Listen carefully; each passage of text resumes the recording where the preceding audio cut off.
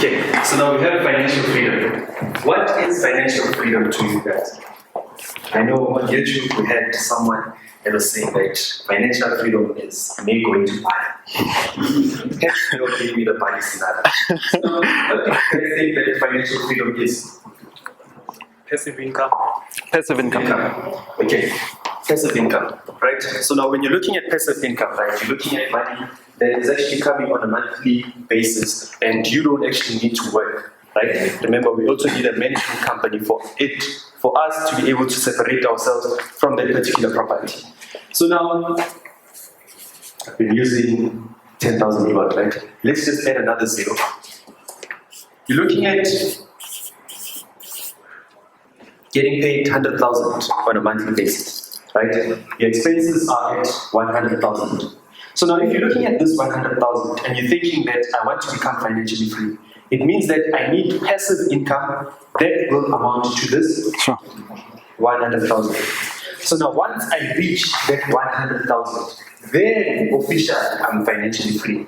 So now this 100,000 is going to be different for me, it's going to be different for Neo. Yeah. Right? Neo's expenses might be at 1 million per month, and my expenses might be at 100,000. So now I need to be gunning for this 100,000. So now this is the task that I'm actually going to give to you, right? So now just put all of your expenses down, list all of your expenses, put a price to it. Put a price to your, I think on your bank statement you can actually get the direct amount that you actually need. Put down all of your expenses. After putting down all of your expenses, you'll then find out that, okay, on a monthly basis, what I basically need is 15,000. So now what do I do with this 15,000? I basically buy properties that will actually be giving me a positive cash flow that will amount to this 15,000. Then this 15,000 will only be used, the one that I'm getting paid. And the 15,000 that I'm getting paid on a monthly basis, this will then be used only to buy properties. Then the 15,000 that you're actually getting on a monthly basis will be the property that will actually sustain your lifestyle.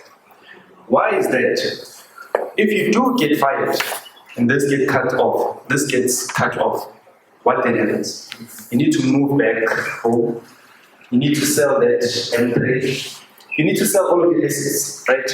But now, if you have passive income that amounts to this 15,000, you can then still be comfortable in your place. It's just that this 15,000 won't be there.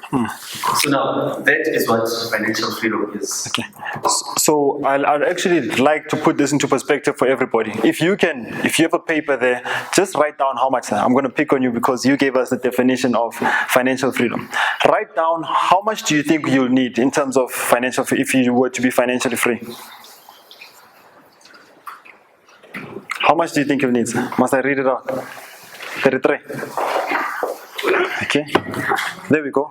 We've got 36,000. 36,000. So 36,000 on a monthly basis. That's a great number. It's a great number. So now the question is, we've got 36,000. Now the question is, how am I going to get to the 36,000 so that we hit the 36,000? So the first task will be, you look at the type of properties that you want to invest in. Which types are you interested in? Your apartments or your sectional title, your houses? Yeah, standalone. Standalones, okay. And then are you looking at multi-let in terms of, you're looking at flat lets behind, you're also looking at that, do you have a particular place in mind? Because now what we're doing, I want to make a practical example how to align all your goals to get to that, because at the end of the day, if you just have this 36,000 and you don't know how to get to it, it's just another number. So now we've got 36,000 and we know that you're interested in multi-lets. So your single house, your standalone house with flat lets. So everybody should do this so that you know that you are moving towards a desired goal. And then now, how much, okay, the area that you're looking at. Which area are you looking at? Should I guess? Yes, which area when you are? Let's say East Rand. East Rand. How much are we looking at in terms of one room?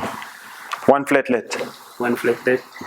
Oh, then I have to calculate in order to... Yeah, don't worry, I'll assist you. Get to this. We've got mathematicians aside. Let's say if I have a main house. Yes, yes. Now, let's say we have 5 lets.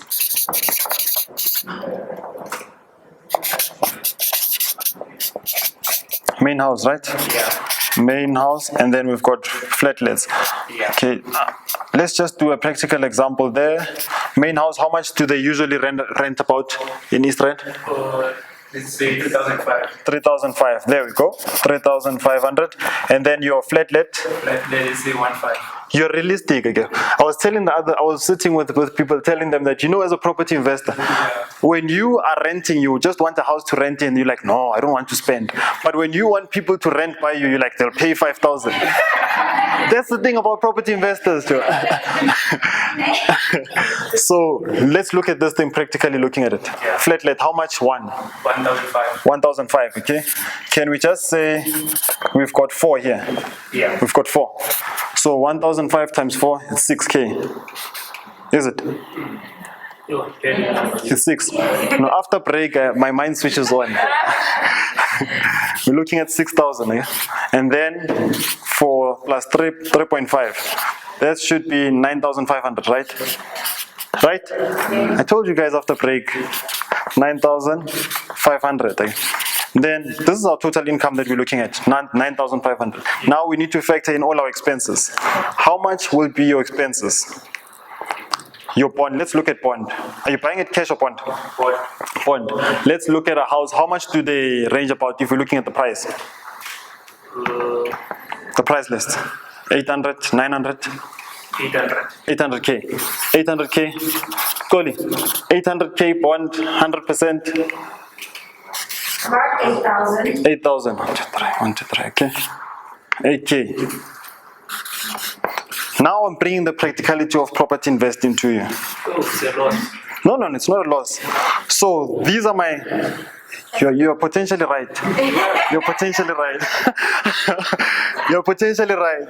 So now looking at it from this, I'm gonna say 9.5 minus 8. I'm left with 1.5. Yeah. But here's the thing: when you're looking in township investing, we're not looking at levies.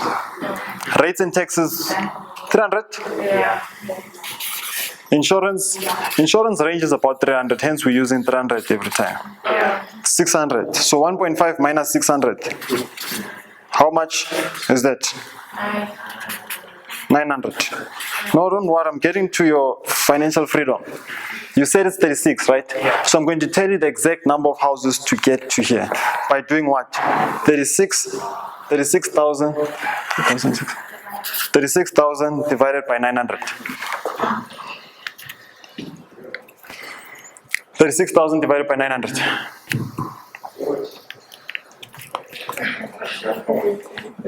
4. It can't be 4.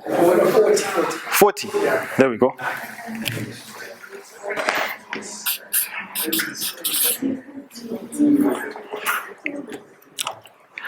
This is how you actually get to your desired goal. This is what's going to tell you how long it will take you to get to your desired goal. You're going to merge this with your credit score. So this is what we also do with our clients in terms of every property that you're looking at. How can we sit down with you and get you to that desired goal? Because with property investing, it's that thing, my mind is everywhere. I just want to be a property investor because I heard somebody speak about property investing being nice. As Lewu did mention, it's hard coming to the reality of 900.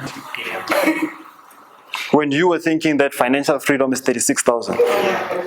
Guys, we did mention that today it's going to be painful. This presentation and our presentation, it's not about fluff. We want to hit it where it hurts the most. And I was excited when I was speaking to people out there. They're like, hey, you're hitting nerves, Chance. The main purpose is to be realistic about you. How can you start investing in yourself so that we can do property investing right? And this is not a problem. But can we potentially get better deals than this to get you here faster? So that's the only reason why I would actually buy into a property. So now if I'm seeing a property on Property 24 and I'm running my numbers, and the ROI doesn't actually make sense, no matter where it is, it could be in Sandton, it could be in Bryanston, it could be in the location. If the ROI doesn't make sense, I'm not going to invest in that particular property. Because now remember, the reason why I'm actually buying my property is to keep it as an investment. Right? So now if it doesn't make sense as an investment, why would I then go on to buy this particular property? Yeah. So now ROI needs to be the main holy grail for buying a particular property. The ROI that we use into buying a particular property would be at 15%. If it doesn't match the 15%, then we stay away from that particular property. So now you can also use that one as your blueprint in terms of which property to actually buy. Guys, we did mention that this is a conversation. So with this being a conversation, Lewu did mention that we don't go into anything that's lower than 15% looking at your ROI. So now, as I did mention, this is a conversation between us and you. This is what we do with our clients. I literally speak to you and say, why are you choosing 15%? You need to come up with something practical. And this side, I've heard a lot of answers. So guys, let's come this side. Looking at return on investment. What is a return on investment? When you're thinking about return on investment, if we're looking at a particular property, what is a return on investment that you wouldn't go lower than? And when we're looking at return on investment, what is return on investment?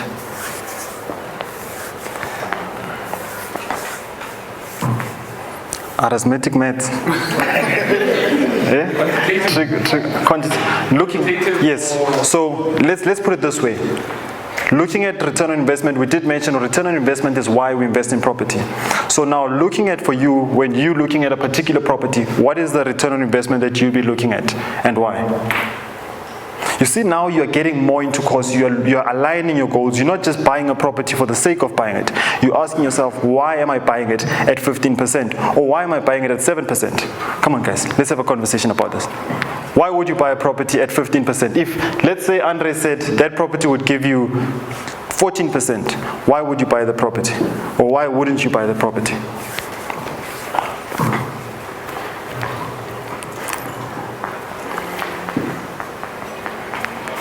Okay, it simply means the money I put in. Yes, yes. The 15%, for instance, would be even higher than the money that the bank can give me at a given time if I invest with them.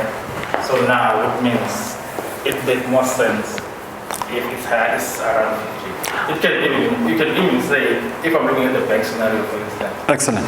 If it's about 13 to 17, it's working because it's higher than what they can give. We've spent a lot of time. We spent a lot of time. So in a nutshell, what we do as Non-Wealth, I need you to actually write these three things. We look at property as an investment, number one. We look at property as an investment, number one. Number two, we look at it as a business. And then number three, we further look at property as an employee. I'm sure you guys are asking yourself, what do you mean you're looking at it as an employee, or what do you mean, what's the difference between business and investment? As an investment, I would compare this investment with the bank's investment. And now how I'd compare it, I look at the best banks out there. If the best bank right now is offering 10%, there's no way that I'm going to go into a property that's going to give me a return on investment of 9%. It doesn't make investment sense. I'd rather take that money, put it in that bank, and not have any stress. That's the first leg that we look at property investing. The second leg is looking at it as a business, but we'll go into that as we go in, man. Okay. Sorry, man. I'd like to see in the movie. So now, the one that I would like to actually explain, right, is the one as an employee, right? Just by a show of hands, who gets employed and thinks that should when I retire, I'm going to get money here? By a show of hands. Okay, but now when you think about it, right, on a month, you want money that's on a monthly basis, right? So now you actually say that, okay, I'll look at this particular job because it's going to give me a monthly income of around 10,000, right? If that's the case, please raise your hand. Sure. Good. You guys.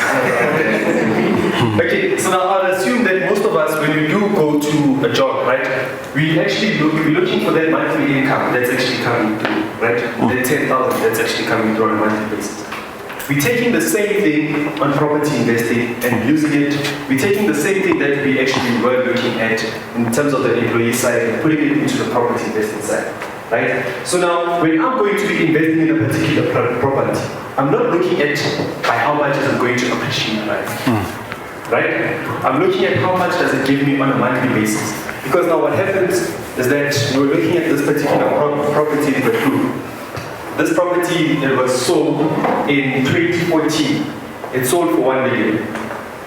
The gent was recently selling it right now for around 1050. So now in his mind, 5 years is enough to actually appreciate until around 1.2 million, which was not the case. So now if your plan was that, let me buy this particular property, hold it for 5 years and then resell it, get the appreciation money.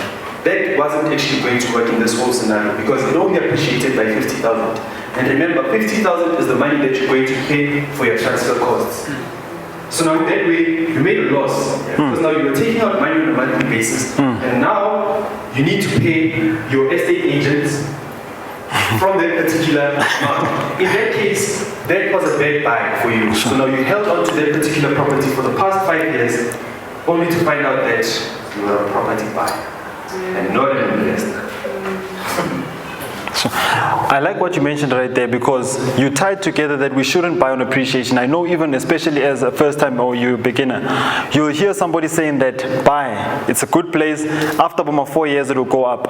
Who can tell me what will make the price, if the price is 1 million, how sure am I that next year it's going to go to 1.2? We're not sure. It's a prediction. However now, this guy, he buys distressed property. So now buying distressed property, instead of buying it at 500,000, I'm buying it at 250 or even at 300K. What this means is if my light stone says 500, I already know that I'm forcing appreciation. Appreciation is in my hands. Instead of relying on the market, I don't know what forces the market to go up. Lebu did a practical example right now that you should never buy on appreciation. So there's so many myths that are there in the property game. And in a nutshell, what we're trying to drive is that you need to know what you're doing. You need to get a team of experts that will guide you and not sell lies to you just for the sake of selling. So that's what we do, man. That's what we do.